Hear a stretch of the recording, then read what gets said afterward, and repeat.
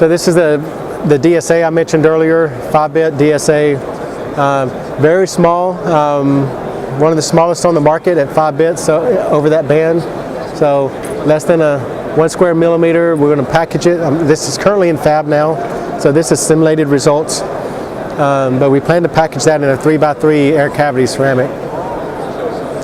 Anyway, covering up to 20 gigahertz, 5 bits, up to 15.5 dB of attenuation control. We do plan a 6-bit version of this later this year. But again, good general performance for those radar block diagrams, the EW block diagrams, communications, things of that nature.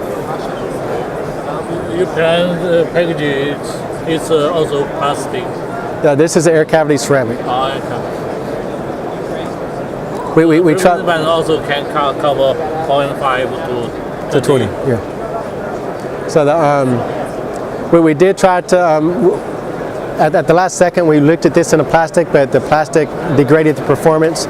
So a plastic package part would require a new spin on the design. So we're going with air cavity ceramic right now.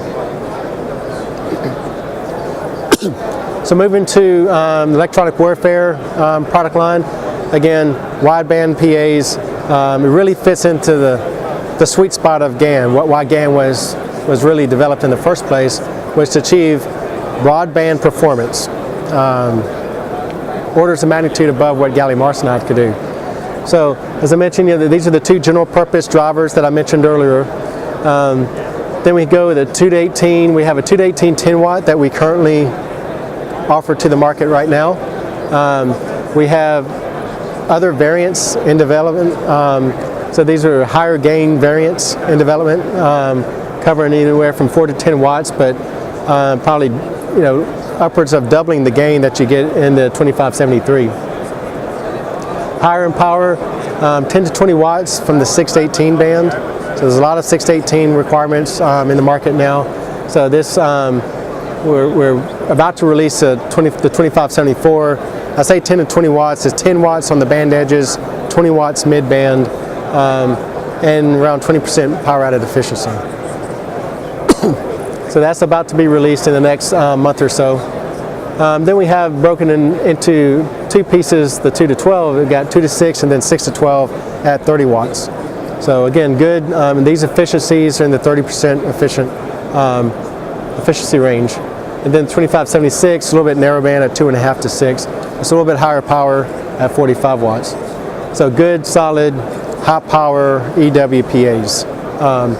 These levels we would never achieve with gallium arsenide.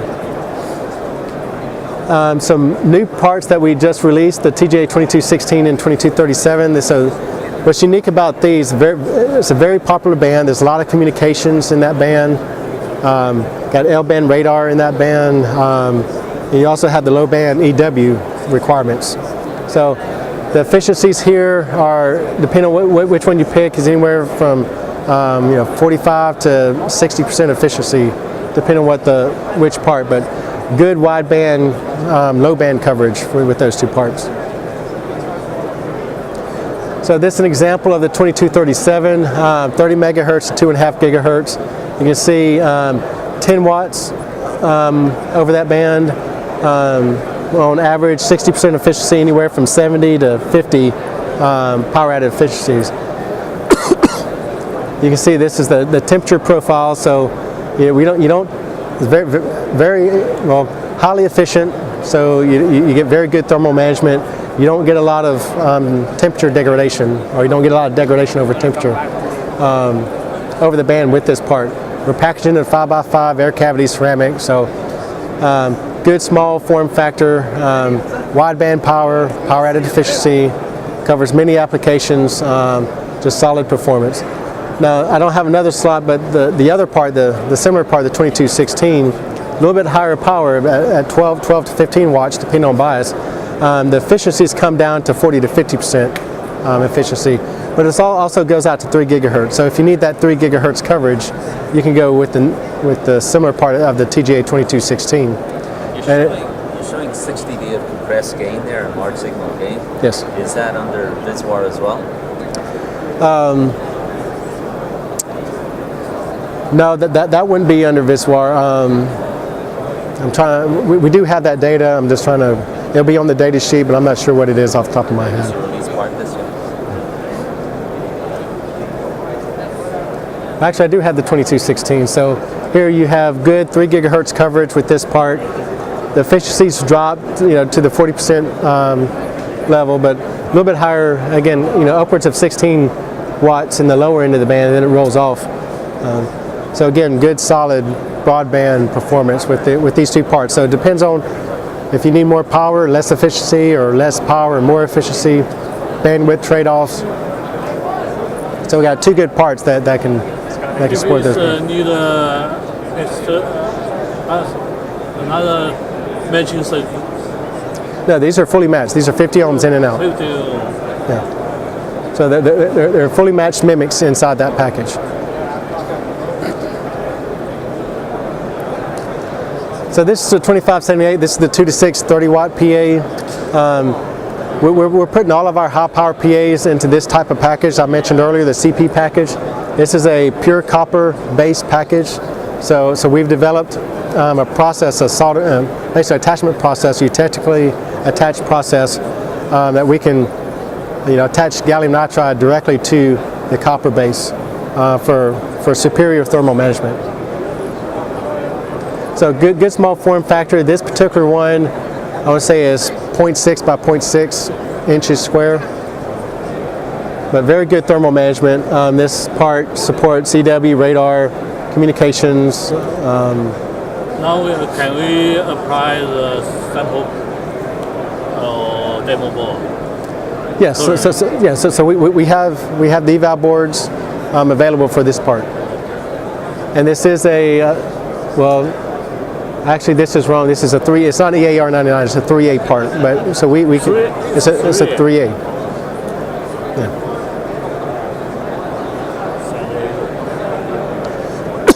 I'll touch on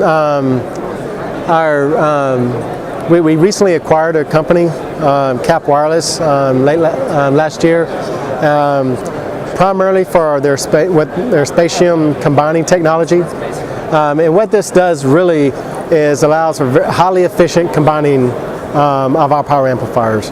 So you can combine any number of, there's basically wedges in this. It's a cylindrical type of combining approach. Very high efficiencies on the combining, upwards of 93 and greater percent combining efficiencies. So you don't lose much in this combining. And also what's good about this technology is if something happens to one of the wedges, one of the mimics, it's a graceful degradation. You don't lose the whole system. It just drops a little bit in power. So a lot of TWT type replacement focus on this technology. But again, that's not the primary focus of this talk. If you're interested in this, we have our expert at the TriQuint booth if you want to talk to about this type of technology.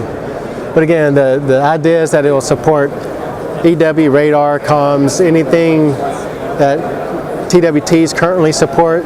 This would be that solid state replacement for it. It's a 3A high. I'm sorry? It's a 3A high ECC code. Well, depends on what the product. Yeah, so just like mimics, I mean, depends on what the performance that we achieve, what band that we achieve. So we'll have to go through that same process of review with the government. So on the communication side, most of our portfolio is weighted to radar and EW, but we are growing our communications portfolio. You can see here across bands, there's two wideband PAs I mentioned earlier. A lot of military radio down in that area. WiMAX, WiLAN, things of that nature can also use those parts. Up in frequency, we have an X-band SATCOM 50 watt PA. Moving up in KU band, we have KU band VSAT, as well as common data link activity in KU band, 10 to 20 watts for VSAT and upwards of 20 watts for CDL. And then moving up in KA band, we have some KA band VSAT work, both at 5 and 10 watts. This is all gallium nitride based products. So in-house packaging, historically a lot of TriQuint military products were just bare die cells. We're moving toward basically higher end assembly products. So on the control, the small signal products, air cavity ceramic, plastic overmold is the target packages. For our high power products, most of our high power PAs are now going into this copper-based bolt down type of package. Very good small size thermal managed package, unique to TriQuint. This is a TriQuint developed package. Then this is our hybrid PA. It's very good thermal management. We also offer die on tab where we basically attach the die onto a copper moly tab for basically a general next level assembly. So for die level customers, this is a very good beneficial service that our die level customers like to see.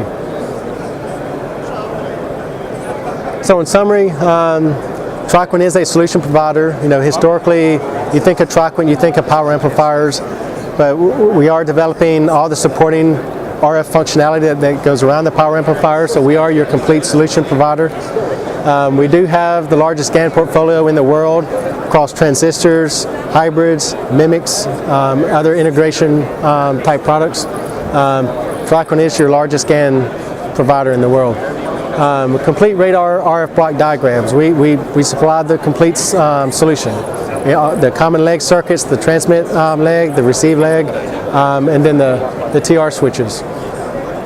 Premium broadband portfolio for EW and radar, and a growing portfolio for communications. Variety of form factors. As I said, we offer bare die, packaged part, transistors, hybrids, mimics. So again, what's unique to TriQuint is we're very flexible in supporting the needs that you may have.